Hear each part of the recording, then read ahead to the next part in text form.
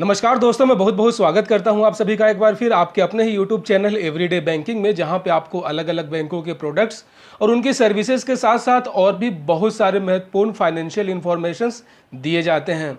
और दोस्तों, आज की इस वीडियो में हम बात करने वाले हैं KYC के बारे में।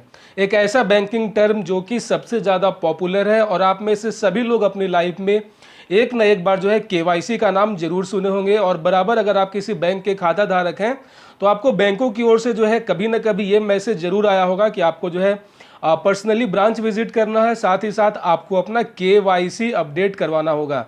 दोस्तों, KYC एक बहुत ही कह सकते हैं इंपॉर्टेंट प्रक्रिया होता है। किसी भी फाइनेंशियल इंस्टीट्यूशंस, किसी भी कह सकते हैं कि एक तरीके से बैंकिंग से अगर आप कोई सर्विसेज लेते हैं, अगर आप क्रेडिट कार्ड लेते हैं, लोन लेते हैं, सेविंग्स अकाउंट ओपन करवाते हैं, करेंट अकाउंट ओपन करवाते हैं, इसका मतलब ये आप किसी भी फाइनेंशियल इंस्टीट्यूशन से किसी तरीके का कोई भी संबंध रखते हैं तो आपको जो है KYC का पालन करना होता है। तो बेसिकली गाइस, नाम में ही इसका आंसर होता है KYC, मतलब कि नो योर कस्टमर। ये एक ऐसा तरीका होता है जिससे वो पर्टिकुलर ऑर्गेनाइजेशन, वो पर्टिकुलर बैंक अपने ग्राहकों के बारे में जानता है, उसका पहचान उजागर होता है। अब चूंकि बैंक में जो भी स्टाफ वहाँ पे बैठे रहते हैं वो तो पर्सनली आपको जानते नहीं हैं, वो आपको सिर्फ उसी आधार पे जानेंगे जो आप उनको डॉक्यूमेंट सबमिट करेंगे, जिसमें आपका नाम, आपका डेट ऑफ बर्थ, आपका फादर्स नेम, आपका एड्रेस, कुल मिला जुला के आपसे जुड़ी हुई सारी जानकारी आपके जिस डॉक्यूमेंट पे होगी उसके थ्रू जो है आपका KYC किया जाता है।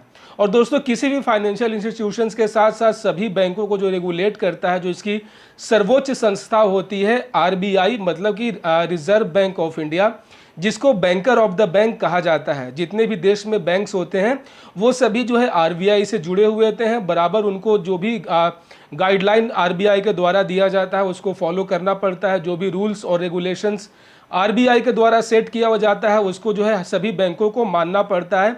और समय समय पर जो है रिजर्व बैंक ऑफ इंडिया जो है अपने नियमों में बदलाव करता है।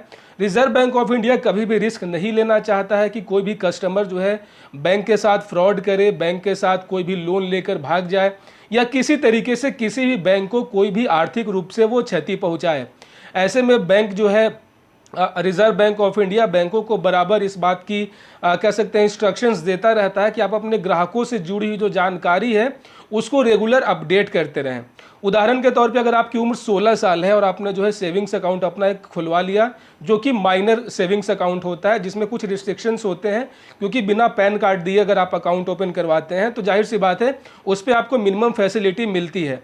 और वही मान लेते हैं कि 2 साल बाद जब आप एडल्ट हो जाते हैं, आप 18 प्लस के हो जाते हैं, साथ ही साथ आप एलिजिबल हो जाते हैं परमानेंट अकाउंट नंबर, मतलब कि पैन कार्ड के, उसके बाद जो है आप बैंकों का जितना भी सर्विसेज होता है आप उसको फुल्ली आप इंजॉय करने लायक हो जाते हैं। ऐसे में बैंक ये चाहता है कि आप अपनी जानकारी जो है बैंकों के साथ साझा करें, आप अपना KYC अपडेट करें, जिससे जो है आपका जो अकाउंट है उसको माइनर से रेगुलर अकाउंट में कन्वर्ट कर दिया जाए। कुल मिला जुला के ये बैंक आपसे जो है एक बार फिर से मिलना चाहता है, आपकी जानकारी इकट्ठा करना चाहता है। साथ ही साथ अगर आपके एड्रेस में अगर या फिर कुछ डिटेल्स जो है आप चेंज करवाना चाहते हैं तो वो KYC अपडेट के तरीके से ही उसको किया जा सकता है।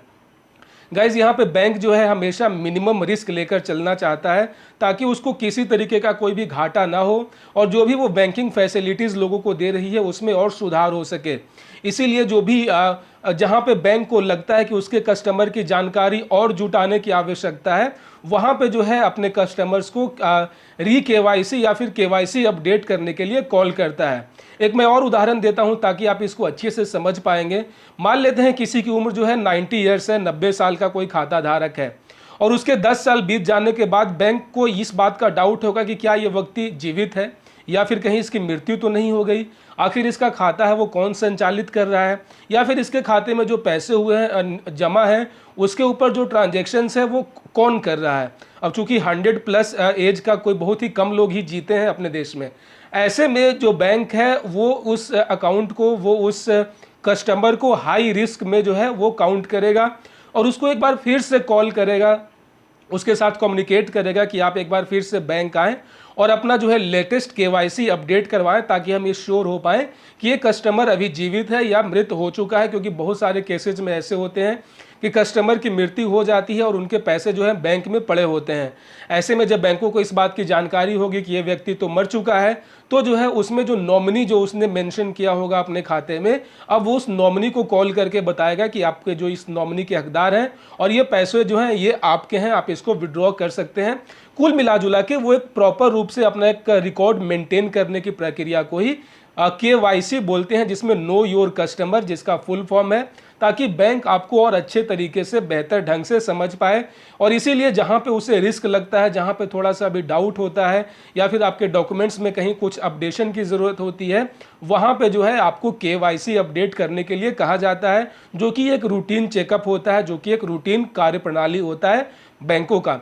बहुत सारे लोग जो है इरिटेट हो जाते हैं इस बात को लेकर कि यार बैंक वाले परेशान करते हैं, बार बार KYC के लिए करते हैं और KYC में आपको फिर से जो है डॉक्यूमेंटेशन वगैरह वहाँ पे करना होता है। लेकिन दोस्तों मैं यहाँ पे आपको बता दूँ, ये सभी आपकी सुरक्षा के लिए है, आपकी सेफ्टी के लिए है। आपकी जो मेहनत की कमाई है जो आपने बैंकों में जमा रखे हैं, ये उसकी सुरक्षा को गारंटी देने की एक प्रक्रिया है, जिसमें आपको भी बराबर जो है सहयोग करना चाहिए। साथ ही साथ ये तो बात हो गई सेविंग्स अकाउंट, करेंट अकाउंट का। सिमिलरली जो है अगर आप क्रेडिट कार्ड यूज़ करते हैं या फिर आपका किसी तरीके का कोई लोन चल रहा है, उस केस में भी बैंक इस बात को लेकर श्योर होना चाहता है कि ये व्यक्ति अभी अपने देश में है, कहीं ये डिफ़ॉल्टर तो नहीं हो गया, देश छोड़कर भाग तो नहीं गया। नीरव मोदी, विजय माल्या का केस तो आपको मालूम ही है। तो कुछ इसी तरीके से उन बैंकों के साथ फ्रॉड ना हो, उन बैंकों का जो कैपिटल है, बैंकों का जो मार्केट है वो डाउन ना हो, इन सभी चीज़ों को बचने के लिए जो है KYC अपडेट करवाने के लिए बैंकों की ओर से बार बार कहा जाता है। तो दोस्तों ये था पूरी कहानी KYC की। आशा करता हूँ इस वीडियो से आप समझ चुके होंगे पूरा कि KYC का मतलब क्या होता है और बैंक क्यों बार बार KYC अपडेट करने के लिए कहता है। दोस्तों अगर इससे संबंधित अगर आपके मन में कोई और दुविधा हो, कोई और कन्फ्यूज़न हो या किसी तरीके का और भी कोई शंका हो, तो आप बेशक जो है आप कमेंट कर सकते हैं। मुझे बहुत खुशी होगी आप सभी के सवालों का जवाब देने में। दोस्तों मिलते हैं किसी और वीडियो में किसी और नई जानकारी के साथ। तब तक अपना बहुत सारा ख्याल रखें। Keep banking with everyday banking. जय हिंद दोस्तों।